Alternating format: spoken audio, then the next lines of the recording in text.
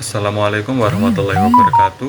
Perkenalkan, saya Ahmad Khalil Sarkashi Al-Huda dari kelompok 8 bersama teman-teman saya. Ini ada Hafiz Jamaluddin Yusuf Islami, Farhan Dwi, dan Faizan India akan menyampaikan materi mengenai jihad, radikalisme umat beragama, dan Islam moderat.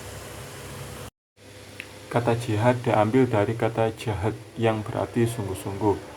Secara terminologi, Al-Qurtubi mengartikan jihad sebagai semua usaha untuk menjalankan apa yang diperintahkan Allah dan menolak segala godaan dan ajakan untuk berbuat zalim dan kufur. Di dalam sebuah hadis, Nabi Shallallahu Alaihi Wasallam menjelaskan makna jihad yang berbeda dari yang selama ini dipahami orang sebagai berperang untuk membela agama. Sebelum pulang dari perang Badar, Nabi bersabda, "Kita baru saja pulang dari jihad kecil. Setelah ini, kita akan menuju jihad besar." Kemudian seseorang bertanya, "Apa itu jihad besar ya Rasul?" Nabi bersabda, "Jihad an-nafs, yakni menguasai hawa nafsu." Dalam bahasa Arab, radikalisme disebut dengan beberapa istilah seperti al-unf, yang berarti tindak kekerasan untuk memaksa kehendak. Kemudian at-tataruf, yang artinya berada di ujung atau pinggir, dan al-hulu, yang berarti berlebihan. Radikalisme merupakan cara berpikir atau bertindak seseorang atau sekelompok orang yang menginginkan perubahan sosial, politis, ekonomi, keagamaan, dan seterusnya dengan cara yang ekstrim, berlebihan, dan bahkan menggunakan cara kekerasan. Adalah radikalisme keagamaan dan pergeseran makna jihad ke arah tindakan-tindakan yang destruktif merupakan penyimpangan atas ajaran-ajaran Al-Quran dan As-Sunnah. Pertanyaannya adalah, apakah orang yang berpikir radikal juga bertindak radikal?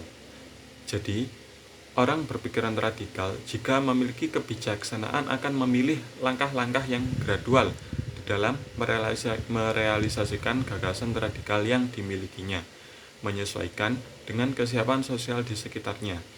Nabi Muhammad SAW adalah contoh terbaik dalam hal ini. Orang yang berpikiran radikal dan tidak memiliki kebijaksanaan boleh jadi jika kondisinya memungkinkan akan melakukan tindak yang radikal juga, termasuk menggunakan kekerasan seperti aksi teror.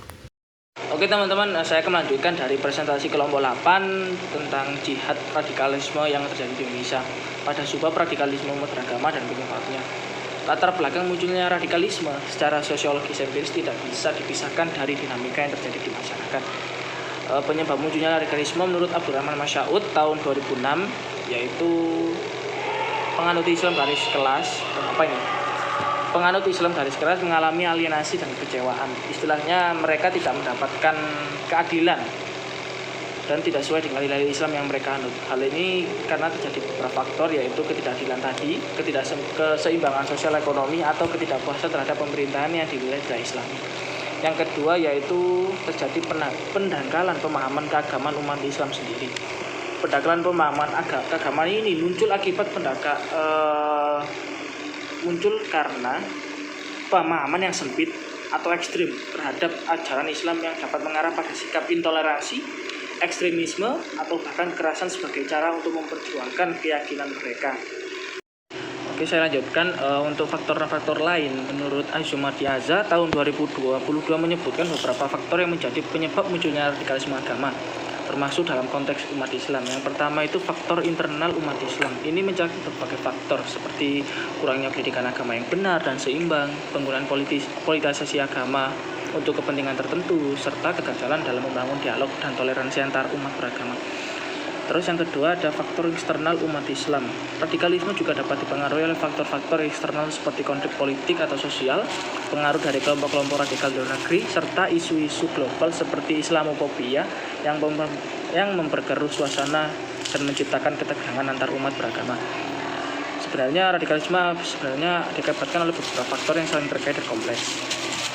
Dan juga ada faktor-faktor lain yang istilahnya mempengaruhi terjadinya munculnya radikalisme. Mungkin seperti itu penjelasan dari subbab ini. Terima kasih. Radikalisme di perguruan tinggi, dinamika, realita, dan deradikalisasi. Di Indonesia terdapat Badan Nasional Penanggulangan Terorisme yang merealisasi riset tentang Indikasi munculnya radikalisme di perguruan tinggi yang diterbitkan pada tahun 2018. Deradikalisasi merupakan suatu program penanggulangan aksi-aksi kekerasan, teror, dan radikalisme. Deradikalisasi bisa dilakukan dengan berbagai cara, antara lain yang pertama, melakukan review kurikulum untuk mengembangkan sikap, pengetahuan, dan tindakan anti pemahaman yang radikalisme. Kedua, melakukan seleksi tenaga pendidik. Yang ketiga, mengadakan diskusi publik terkait fundamentalisme, radikalisme, dan multikularisme. Yang keempat, bekerjasama dengan ormas-ormas keagamaan yang memiliki pandangan Islam yang moderat. Keempat aspek tersebut merupakan aspek-aspek penting untuk menjaga kita dari tindakan yang radikalisme. Dan perlu kita ketahui juga bahwa kekerasan atas nama agama merupakan dampak dari pemahaman agama yang salah. Kita tahu bahwa setiap agama itu memiliki arti kedamaian masing-masing. Dimana kalau agama yang mengajarkan sesat, ajaran kekerasan itu merupakan agama yang sesat.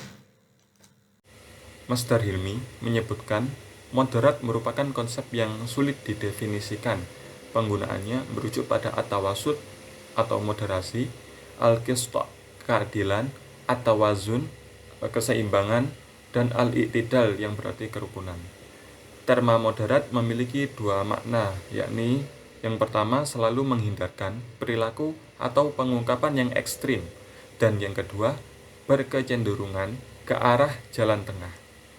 Hanafi memaknai moderat sebagai metode berpikir, berinteraksi, dan berperilaku secara tawazun atau seimbang dalam menyikapi dua keadaan, sehingga ditemukan sikap yang sesuai dengan prinsip-prinsip Islam dan tradisi masyarakat, yaitu seimbang dalam akidah, ibadah, dan akhlak.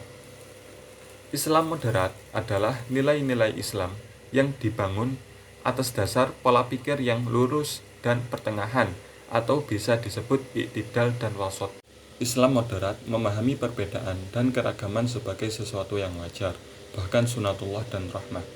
Quraisy Shihab pada 2007 menegaskan bahwa keanekaragaman dalam kehidupan merupakan keniscayaan yang dikehendaki Allah, termasuk dalam hal ini perbedaan dan keanekaragaman pendapat dalam bidang ilmiah, bahkan keanekaragaman tanggapan menyangkut kebenaran kitab-kitab suci, penafsiran kandungannya, serta bentuk pengamalannya. Islam di Nusantara didakwahkan dengan cara-cara yang damai oleh sejumlah ulama yang dikenal sebagai Wali Songo, yang memiliki pendekatan sufistik, yang mampu menghargai keragaman dan tradisi lokal. Cita-cita moral ideal Islam adalah membangun dunia di mana orang Islam maupun non-Islam hidup bersama menikmati keadilan, kedamaian, kasih sayang, dan keharmonisan di tengah kehidupan bangsa yang plural. Demikian yang dapat kelompok kami sampaikan. Bila ada salah kata mohon maaf. Wassalamualaikum warahmatullahi wabarakatuh.